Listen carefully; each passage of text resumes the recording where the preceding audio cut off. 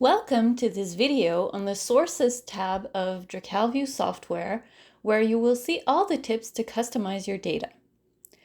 This is the Home tab of DracalView. It is where you can adjust the settings for the various channels. Channels have fixed identifiers, including the serial number, in the Source ID column. You can still give a channel a custom name by changing its alias in a simple text box. If your measurements are in different units than those proposed by default, you can change them by going to the Configuration tab in the Data Processing and Formatting box and use the drop-down menu to choose the desired units. After a change of units, it is suggested to use the Reset button so that the minimum and maximum values are reset to 0. The button can also be used at any time. When your device measures more than one parameter, it is interesting to quickly see the type of data and its current value. To get a better view, you can click on the Big View box and then the Big View tab.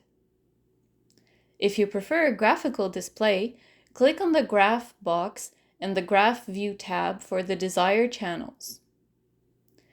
If your device is calibratable, the Calibrate button makes it easy to do a 3-point calibration by the user. Another video is entirely dedicated to this procedure. See the link in the footnotes for a quick access. The Math inset allows you to generate channels simultaneously from the data being recorded. Here are some of the uses.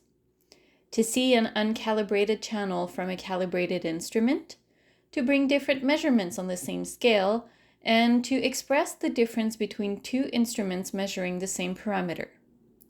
Here too, a video is devoted entirely to this box, and the link is available in the footnotes. DracalView is very easy to use and powerful data acquisition program. Demonstrations are done here with only 4 instruments, but you can simultaneously connect an infinite number of Dracal measuring instruments, customize their channels, and obtain harmonized data for all of them. We hope to see you soon in the next Dracal Technologies video.